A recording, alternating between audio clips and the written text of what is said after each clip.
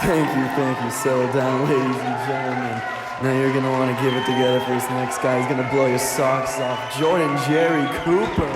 All right, okay. Thank you so much, people. Thank you. Thank you so much. Thank you. You're so kind. For those of you who've seen me in a show before, thank you so much for coming back. I'm so happy to see some familiar faces.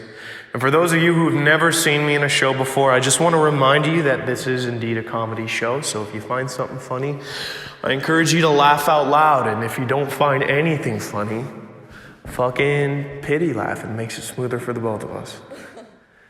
Now, when people come to my shows for the first time, they usually all have the same first impression, the same first thought. I'll give you all a second to figure out what exactly that is.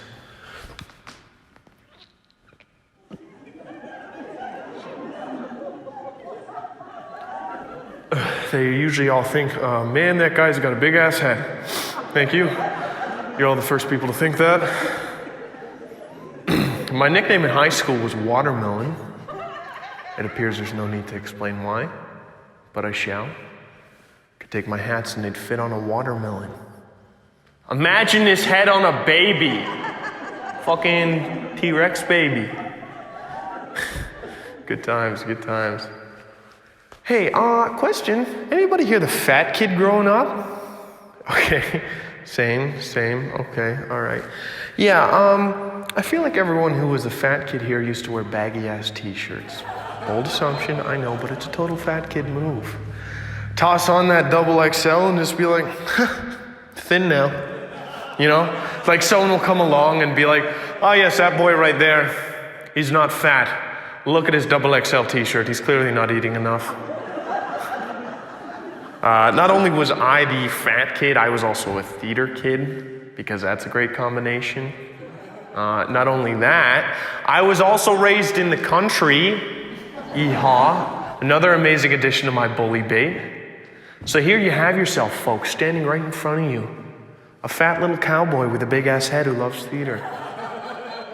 Sounds like the setup to a joke. You know what? I'm gonna do it. Here we go. What do you get when you take a fat little cowboy with a big ass head who loves theater and place him in a town full of bigots who constantly make fun of him for his weight? An eating disorder. Just jokes, folks. Just jokes. Come on now. Yeah, I'll admit, I skipped a few meals, but I didn't have an eating disorder. It was a fucking trade-off, you know? Man boobies or skip dinner. Pretty easy. I'd go more than a couple meals. Maybe I'd go a couple days or something, you know, starve myself a wee bit, but that's okay. I was starving every 5 minutes, so what's the fucking difference? Weren't fans of that one. Okay, all right. Guys, I was fat. I was a fat kid. It's fine. We can have some fun here.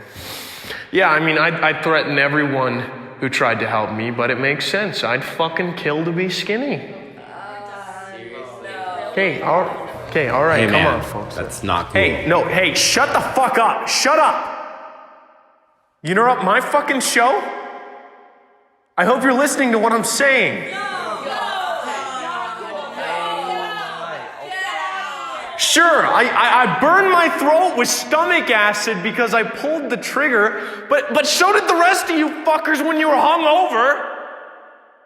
You made me do this. You put me on this stage. You pumped my stomach. You pulled the trigger. I used to be happy. I used to like dancing and playing video games and all the other boyish shit a kid like me should have liked. But you had to reach your hand down my throat and rip out the filth that festered inside my stomach, and you held it right in front of my face, and you told me to eat it. I didn't, and I tried to turn away, but every turn I made, you were still right there, waving that filth right in front of my face. Eat it! I wouldn't, because I know that's what you wanted. You wanted me to eat it so you could just rip it right off my flesh again and we'd restart this same vicious cycle.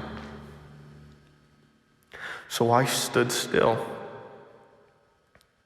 I remained blinded by my filth until that filth melted itself away, and by the time it did, I was nothing more than a bag of bones,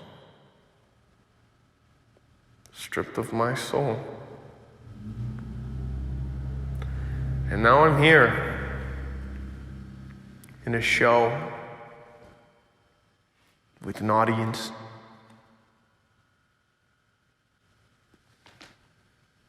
with you. And you put me up here. All I could do to try and make sense of what happened was write jokes about it, and they worked. And they made you laugh. When you laughed, it made me feel good. It made me feel like nothing happened at all. But now that it's quiet, I can hear myself talking. And it's much more grotesque than I remembered. So, please laugh. I don't like the quiet, so can you please laugh? Can you please laugh? Laugh, please. Somebody, can you please laugh?